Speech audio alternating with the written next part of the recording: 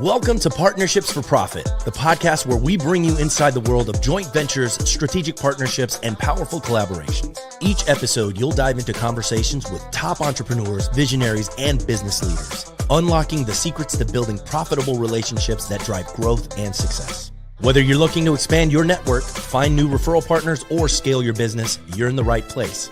Let's get started. All right. After that incredibly long intro, we've got a great guest today. Welcome to Partnership for Profits. I am your host this morning, afternoon. I guess it depends on where you are. We're talking today to Charley Mann. Charley, welcome to Partnership for Profits, my man.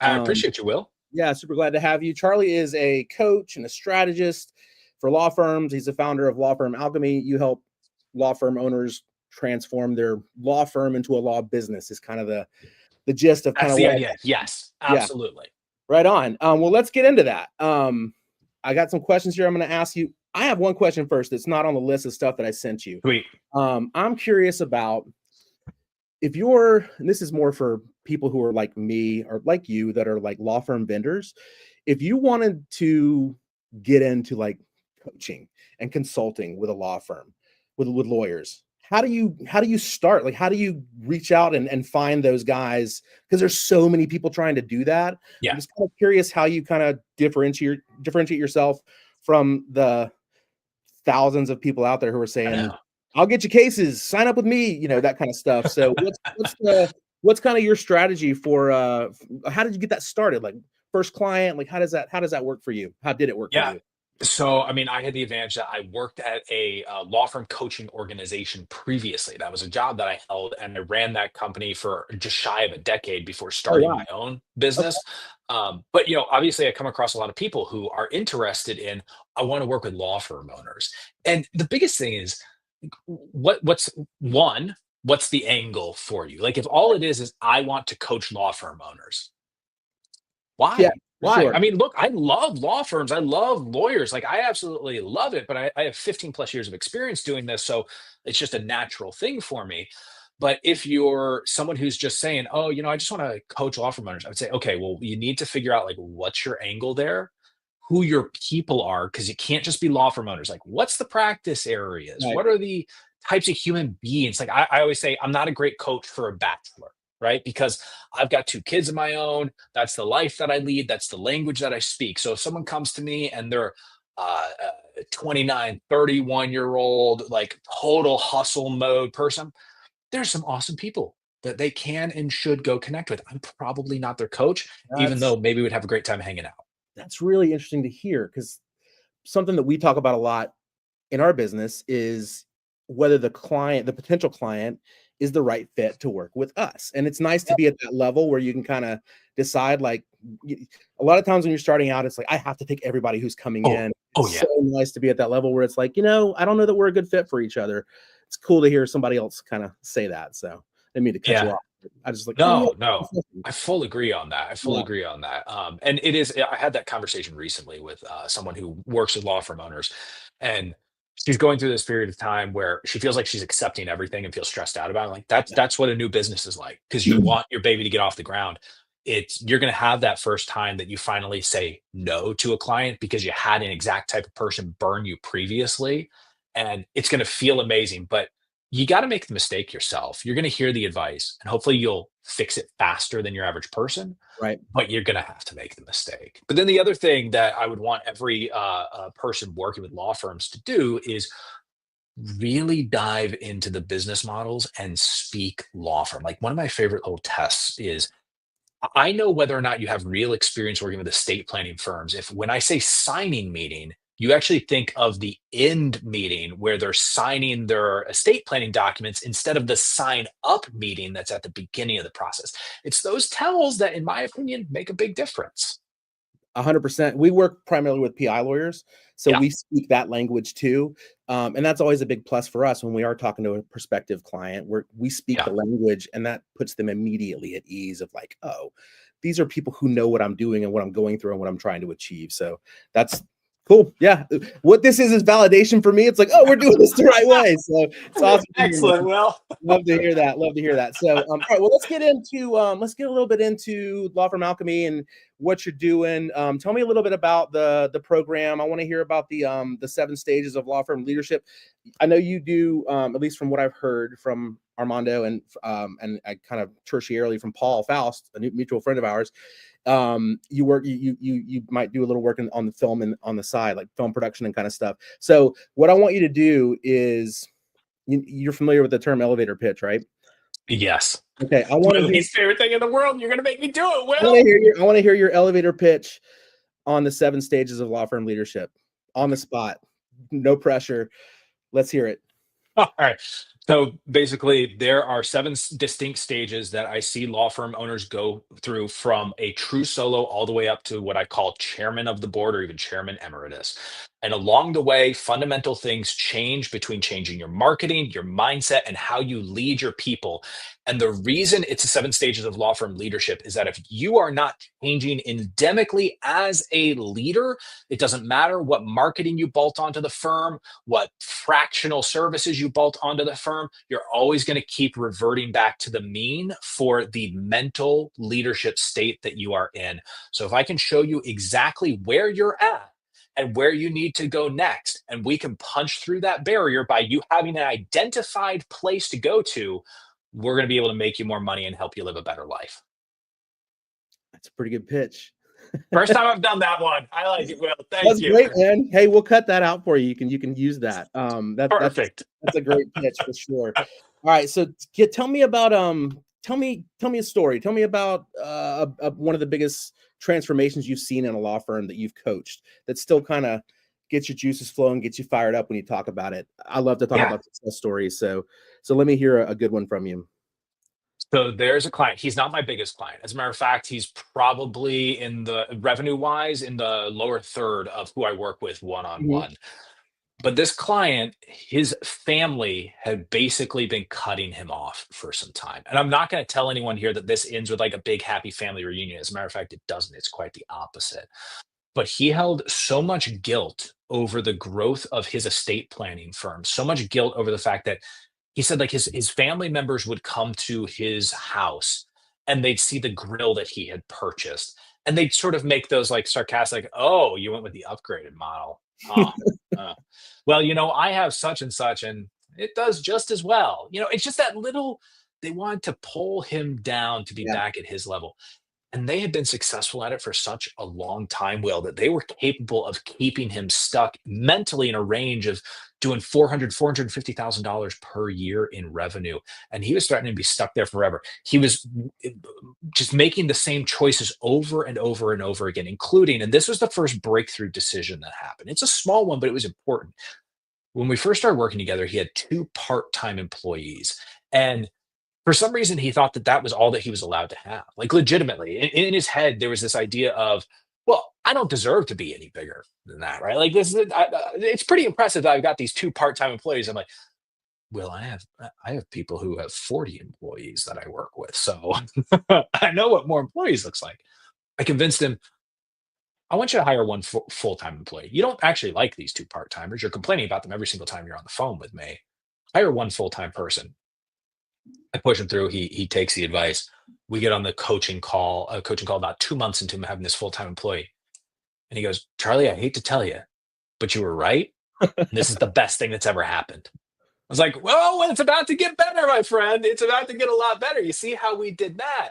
And then we started helping him own his leadership choices and overcome. And actually, to this day, we're still overcoming some obstacles. But the place for this guy was 4 years ago compared to where he is today. First off, revenue growth, but personal growth for himself has been astonishing. He was a guy who literally admitted, I'm feeling so stressed out. He would go to the ABC, the alcohol store, and he would buy a fancy bottle of booze and he put it in his desk. He wasn't even drinking them that much. Like he's not drinking them at work. Occasionally he would take one home.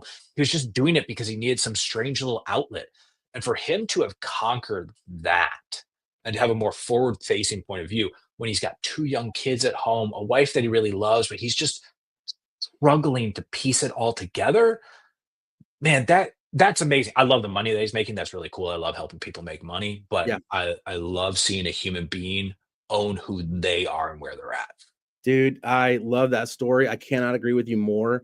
Our stuff is all video production, not all video Yeah. production. We do a lot of video production, podcast production, social media stuff for lawyers. And a lot of times when we start working with them, they are so cocooned in their shell and afraid and scared to be on camera. And there's a huge proponent of what we do that is a real personal growth aspect where they get out of their shell. They're comfortable just being themselves as opposed to what they think everyone wants them to be. And when we get them to that point, it's such a gratifying feeling of Oh like, yeah.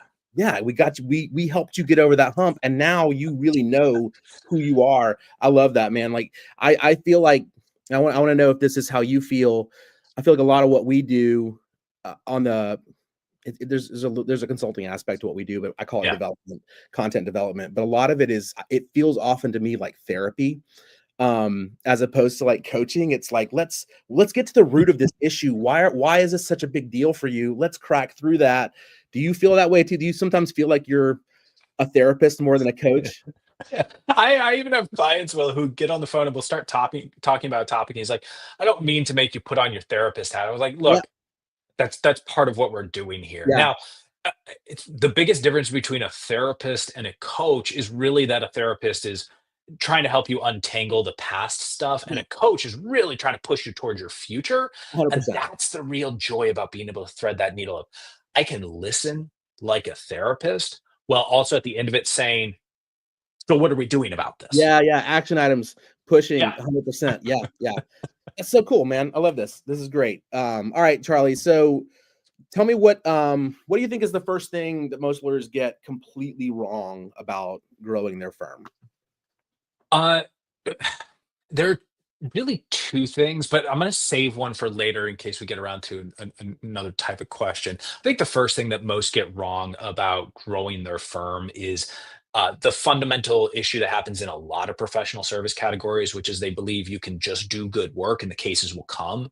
Um, and that even in some cases, you can just talk about the good work that you do and cases will come. You really do need to create a marketing edge for yourself. Like we look at the book Ready, Fire, Aim by Michael Masterson. And I love referencing this book because I had thought of this concept and then was validated by Masterson's work, which is the journey to $1 million is predominantly a marketing and sales journey.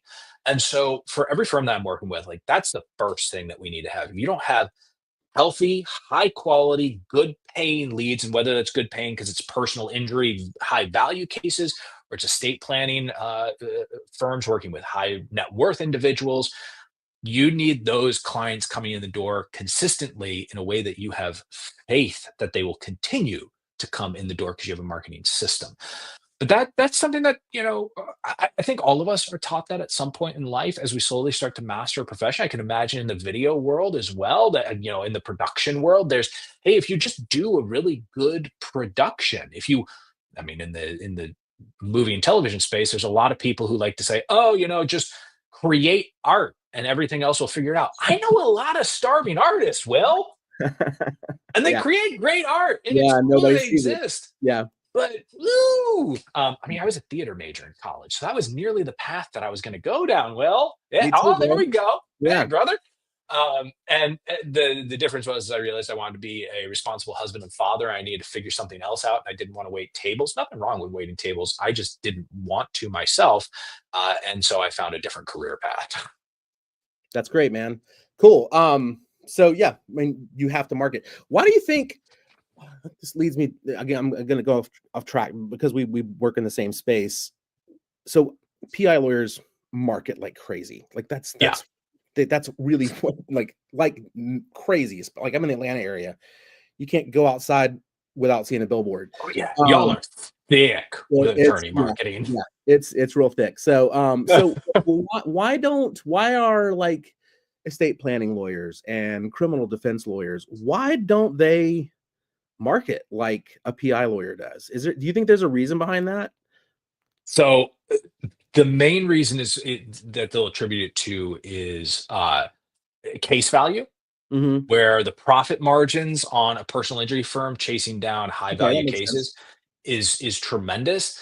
and just the total volume overall. A lot of personal injury firms, because they can pop these really big cases, will do a huge flush of marketing, Yeah. and they wisely, in my opinion, take advantage of, wow, I just managed to get that $5 million verdict, and now all of a sudden we're sitting on 1.75-ish million dollars in new money, and we're looking to blow this thing up. So I'm just going Yeah. to drop $500,000 in advertising, and I'm going to figure my way out through that. Whereas the business sensibilities for the people who have fixed fee, transactional, hourly Yeah. type work, they're going to go at it and look at it more incrementally. Okay, I sold an estate plan, even a high value estate plan or average type of plan, but at a high value for say $4,500. I'm going to collect the $3,000 into the firm, distribute that for the other resources. Now I have 1,500 left over. That's not nearly as glamorous as Sure. 1.5 million.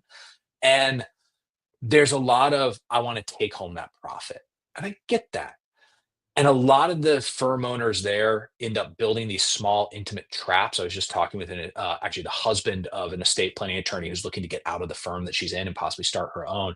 Like, look, the cool part about estate planning, you can start these small, intimate, solidly profitable firms, but you do build this trap for yourself where you're going to become the full production unit. You're going to have to market, you're going to have to sell, you're going to have to deliver. If you don't have some foresight to say, I want to get up and out of that position, you will feel locked in eventually, and you may not love feeling locked in that way. Also, competition breeds competition, right? Like Right. in the PI space, as soon as you see someone, as soon as John Morgan like start breaking through and it was just blanketing the airwaves, it it simply raises the ante on the game. And so It those who does. want to be at that level Right. have to raise their game as well. Yeah, I wonder if like there are so many other tools now for marketing that are not, nationwide billboard campaigns or Yep. national television. Like it seems to me that that an estate planning lawyer or a criminal defense lawyer, somebody like that, could do some local level marketing relatively cheaply with a wide enough net in their Yeah. market. And it just seems like it's a tough nut to crack for those guys to kind of get them over the hump of like, yeah, you do need to do this. I guess that's part of what you're doing with in the work that you're doing with. You're working with estate Yeah. planning lawyers, and do you work with? Is that the main niche that you work with, or We have a core four. So PI is the biggest, sure? then estate planning, criminal defense, and family law. Those are the main four that we work with. I have IP attorneys and some other people who I work with as well, but those are the core. That's the core four for us too. Makes sense. Yeah. Makes Yeah. sense for sure. All right. Well, that's interesting to kind of hear. Again, this is all validation. I love talking to other people because it's just like it's like I said, it's just like, oh yeah, okay, we're not crazy. We're doing this the right way. Yeah, and you know what's interesting, Will, is that reminds me that so I was reading something from the copywriter Ben Settle recently, and he talked about learning from other copywriters, and he always wanted to know like what copywriters, these direct response copywriters, were talking about behind closed doors. And he assumed it was like tricks and tactics and all this cool stuff. And it turns out they were just talking about the market dynamics, large, broad trends, all of Yeah. that, which is why these types of conversations, whether you're a vendor to a law firm owner, or you're a law firm owner yourself, these are the conversations where you do have those moments of validation, where you do have those, okay, so this is a trend that's developing. I see what's happening here, and now I can build into it. Yeah, that's 100% correct. 100%. So talk to me about something that we experience with some of our clients sometimes, or we don't experience, but we feel it, is kind of that burnout level, especially when it's a lawyer who wants to get out of that lawyer seat and more in that owner seat. Mhm. What's the mindset shift that turns burnt out or almost burnt out lawyer into a leader, into an owner, into running a business? Talk to me a little bit about that mindset shift and kind of what that is in your mind. Yeah, there's this phrase that a lot of people use, law firm owners and all kinds of business owners and employees, and they use this phrase to not get rid of work that they should get rid of, which is, but I'm the best at that. Well, if you're the best at it, one of a few things may be going on. One, you might be lying to yourself about it. And that burnt out you is actually producing a substandard late delivery product isn't really what you intended to deliver for the client, anyways. Two, you are so scared of an error being made and you have so little trust in other people because perhaps you don't believe that you should even be trusted entirely, that you can't hand it off. The last thing is, and Dan Martell's book Buy Back Your Time explains this very, very well, which is 80% done is better than 100% trying to perfect it, right? 100%. Like Yeah, that's that's one of our mottos in our business. Yeah. Yes, and I understand that in legal work, there are certain things that 80% is not good enough. But when it comes to handling intakes, when it comes to even handling your own email inbox, when it comes to so many of the briefs that need to be written, you don't have to be the person to get it from 0 to 80. And some of the stuff can stop at 80 because you need to be done on a almost mass manufacturing level in your law firm, and you need someone else to do it. I just that belief that you are the best at it, even if it's true, why does it matter? I I believe that within my two companies, I am the best copywriter, but I'm not doing all the copywriting because if I did all the copywriting, I wouldn't see my kids. If I did all the copywriting, I wouldn't be able to deliver the work for my clients who are on the phone with me, my members in my large scale programs and in my mastermind group, because I'd be too obsessed with the thing that I perceive myself as best at. And I hope, Will, gosh, every single time, I'm going to hope that someone comes in and does it better than me. I want people who are better than me because when someone comes in and does it better than me, I get to walk away from it. My business partner in our email marketing agency for law firms, Jenny Sedera, I love marketing. I love sales. She loves operations. My joke is, i- if you tell me that I need to FedEx something to someone, I'm gonna crawl into a corner and weep. Like that's logistics, that's operations. I can't Right. do that. Now, if you told me that if you put me on a stage at 9 a.m. and said, Charlie, you have to go until 5 p.m. and you better darn well deliver. And I'm going to tell you 30 seconds before you go on stage what it is that you're talking about to this audience of law firm owners. I go, cool. Let I'm me good grab to a go. cup of coffee. Yeah. Right, yeah. That's so Charlie, this is like we're talking about therapy earlier. Like what you just said is kind of therapy for me, right? The position I'm in our business is I mean, and we're not a massive company. We've got 12 Yeah. employees. But we have a lot of clients and I do the majority of the content creation, like the ideas and what we're going to do and Yeah. writing scripts and I'm doing that for, 15, 16, 17 clients on a monthly basis Wow. and or have been for a while and we've tried other people and brought people in and I've Hmm. always been like, oh, it's not good enough, this is I can do this a whole lot better and we've just recently kind of really in the last month honestly, I guess I have, not we, but come to the epiphany, the realization of like I can't do this anymore. Yeah. That burnout is so what you talked about. Don't think that just applies to law firm owners. I think Oh that's a yeah. universal thing, and I've kind of cracked that shell myself, like in the last month. And so we're building our production team as opposed to it being a production team of one, a pre-production team of we've got 3 or 4 people now, and I've got a team, and it's just the load has been lifted, and the work is better already. I'm Yeah. seeing it, so it's And that can only come from like when you've made that transformation, when you've hit that point where you go, I'm ready to not take credit for all of the scripts being written. I'm yeah, ready to say, yeah, like, wasn't it awesome that Alan over here knocked it out of the park on this? And you're getting the opportunity to mentor the next generation of these folks because you're moving up, which will ultimately be financially beneficial for you, for the yeah, company, for everyone involved. And it yeah. creates new jobs for other writers who would love those hundred opportunities. percent, 100%. Yeah, I mean, we're like I said, we're already seeing the fruits of that effort. So yeah, it's yeah, that what you said. I just it's universal. That's not Yeah. just for law firm owners. So Oh, um, very cool. Tell me a surprisingly simple tactic that a law firm owner can do that will make a big difference for their firm.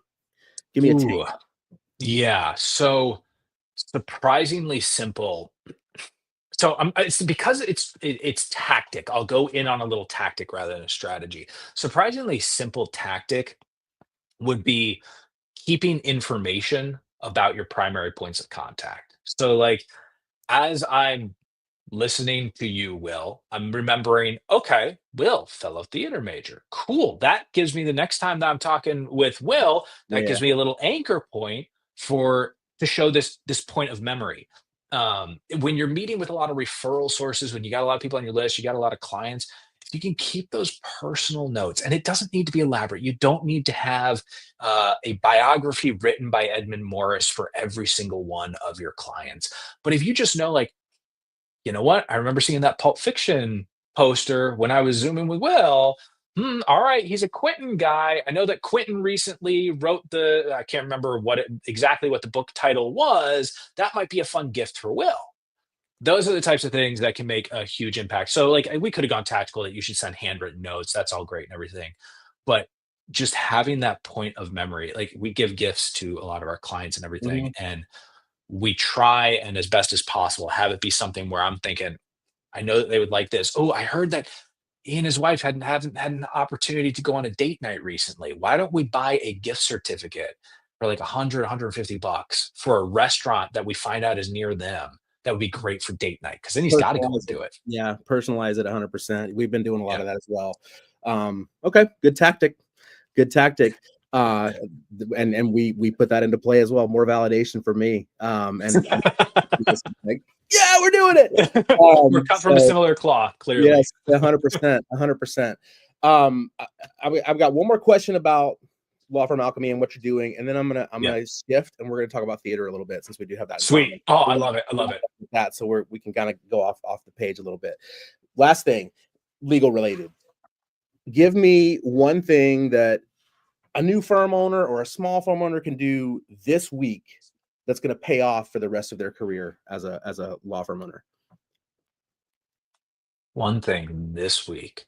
Like they could There is watch this and do it tomorrow. right now, if you are a new law firm owner, you are looking around at bigger firms that do exactly the work that you do, and you're thinking that they're gobbling everything up. Reach out to them, set a time to meet with the highest level person in the firm that you can, and establish a referral relationship, because it will create so much opportunity for you. You will get the immediate referrals that come out of there. I promise you, they have work that they don't want to do. I also promise you that you might be a little bit nervous about doing this, which means that if you do it, you will have overcome that and had some personal growth in the process. On top of that, who knows, you might meet the next attorney that you might hire away from that big firm who could assist your firm. So that's one small thing that you can do that does personal development, marketing, and potentially talent acquisition for you. Connections, man. Yeah. Networking. That's what. Maybe your mentor as well, right? You might end up with a fantastic mentor who will be your of counsel when you're like, I'm in over my head on this case. But great, I have that connection with the big firm that I know has the resources. I'm gonna step down to be the co-counsel on this case. Essentially, I'm willing to second chair this trial because they'll do it better, and I'll learn a lot in the process. That's the main reason that we started this podcast and Armando's podcast that he's been doing for God, I think 3 years now. Spaghetti on the Wall, like both of Nice. those podcasts, it is a networking tool. That's really Yeah. the main reason why. And we tell attorneys, like, start a podcast not because you want to be Joe Rogan, but because you want to build your network and you want to get, you want to connect with people that you aren't already connected with. And it's a great Yeah. way to do it.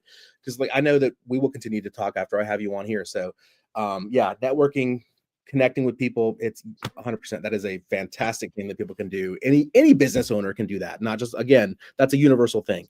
Cool. All right. So let's shift from law firm stuff and let's talk about something else. So you were a theater major. Love it.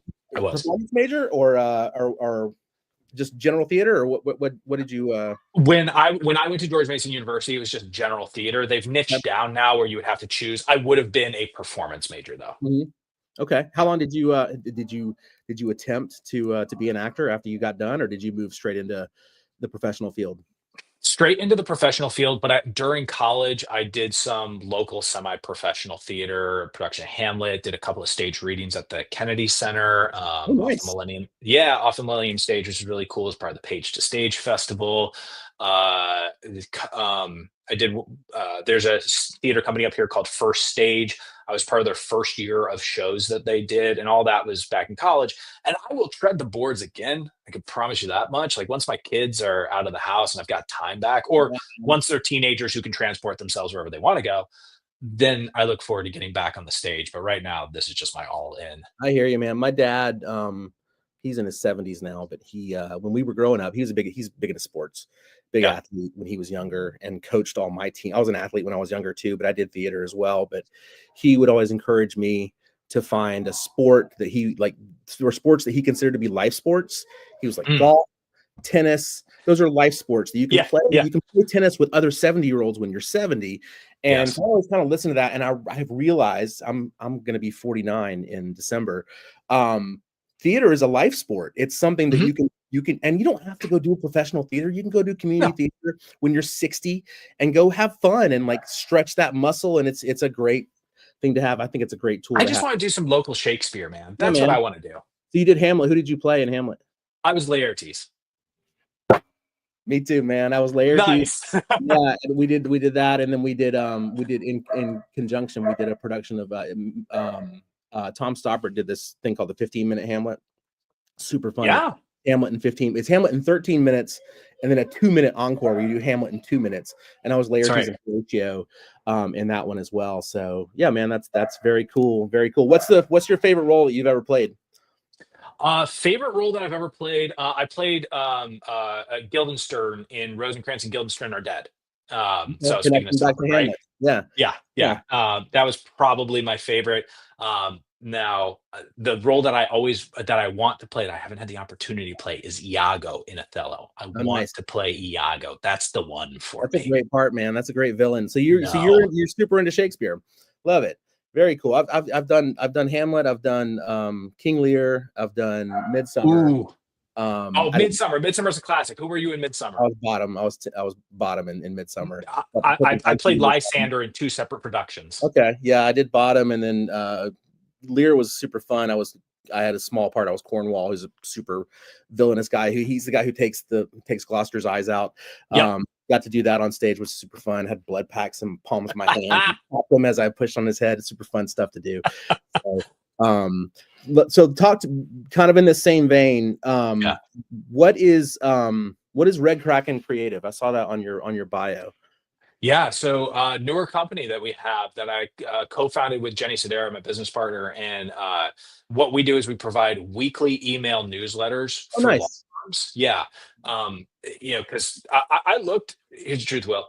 I've been a believer in doing a weekly email newsletter for law firms, a personality-driven connective tissue type of email newsletter for law firms for many, many years now, and I tried to find someone or a business that could do this reliably for firm owners. I was ready to refer this work out, truly. Right. But I needed it to not be the boring magazine style stuff that gets sent out. That's like, here's your 16 links that just looks cluttered and garbagey. I need it to be sent out every week, not these monthly or quarterly. Why even bother sending it emails?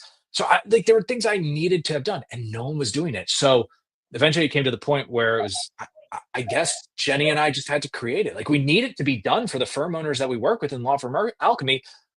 We're entrepreneurs. What do? We build the solution to the problem that we see. So we created that, launched it, and we're onboarding clients left and right in that space. So it's a newsletter that you're sending out to law firms? It's a newsletter the law firms are sending out to their clients, their referral sources, whoever they're putting on their list. Yeah. Okay. Very cool. And you got a podcast? They don't teach this in law school. Yes, indeed. Very cool. You need to get me or get Armando on there, man. We'll come on there and we can cut it up. Armando would love talking to you. I know he would. You guys would hit it off greatly. So cool. And you do a little work in film production. Is that something you do on the side? I'm trying to find my pathway in. So a buddy of mine had sent a deal over to me on a movie, and I may still do this deal, so I won't talk too publicly about it. But I actually reached out to Paul Faust, who you mentioned earlier, who's a mutual friend, because I knew Paul had done some movie production as well, and asked him some questions. It's like an independent, looking to invest in an independent film, and We're looking at possibly doing that deal together. And then he told me about Armando. He's like, dude, you got to meet Armando. He's got Life on Bourbon coming around and all this other stuff. So I've been looking for a gateway because I've supported some productions. Like a buddy of mine created this movie called Masquerade, really small scale thing that I supported on Kickstarter probably 10 plus years ago. Right. I had another friend of mine who started a comic book that I actually nearly did a significant investment deal in, but right before we were going to do the deal, I found out I was going to have my first kid, and I was like, timing is everything. Yeah. It is. So I'm looking for that pathway in to make it more of a part of my portfolio because it's just a space that I enjoy, and I love giving back to a community that doesn't know how much it's given to me, but has been one of the most important parts of my life. That's awesome, dude. Well, we will get you in on Life on Bourbon one way or the other, man. We will. Knowing that you're an actor too, like we'll write you into the show. You can come play with us. I would love that. We just shot last month. We shot on Bourbon Street in a bar. We have a friend of ours who's an attorney up in Baton Rouge, and we used his law firm as it's about a marketing company. It's kind of autobiographical for Armando a little bit, a lot of it actually. It's kind of a little bit of his 20s when he was kind of a wild man. There's a character that's kind of like that, and then there's the Armando of today, which is the character that he's kind of playing, and then all these other crazy characters along with it. So it's kind of like Always Sunny meets 30 Rock with The Office. It's kind of a mix of all those things. So but it's if it's Paul involved, it's got to have The Office somehow, right? Yeah. It's a workplace comedy for sure. Yeah, and yeah, Paul's a cool guy. Paul, he is a trip for sure. I'll have to make sure he checks this out. Awesome, dude. Well, Charley, this has been a great conversation. I'm so glad we got to connect and got to talk. Me too. Will. It's nice that we have things in common. It's always nice to meet a fellow thespian. So before we wrap it up, let the folks out there know, because this is streaming right now, but it'll be up on YouTube and we'll be sharing it. Let people know where they can find you. We got a lot of lawyers who are listening to us and watching us. So let people know where they can find you and how to get in touch with you. Yeah, so you can easily find me if you search for me, especially on LinkedIn, Charley, Charley, Mann, Mann, and you'll find me over there. But if you're interested in getting on the list, seeing what's happening, maybe getting a free training for your law firm, we got a bunch of free goodies over at lawfirmalchemy.com. That's lawfirmalchemy.com. That's a great place to go. But otherwise, hit me up on social media. Let's start a conversation. Facebook, LinkedIn. I'm playing in all the spaces. Let's have fun. Awesome, man. Very cool. Well, Charley, thank you so much for joining us today on the show. Thank you, everybody out there who is watching or will be watching this in the future. We got another episode coming up later this afternoon. I won't be here for that, but neither will Charley. Be two different people. But we got another one coming this afternoon, so we'll have some more great conversation with somebody else later today. Probably won't be as good as this one, let's be honest. But thank you all for watching, and I'm going to sign it off, and we will see you next time on Partnership for Profits.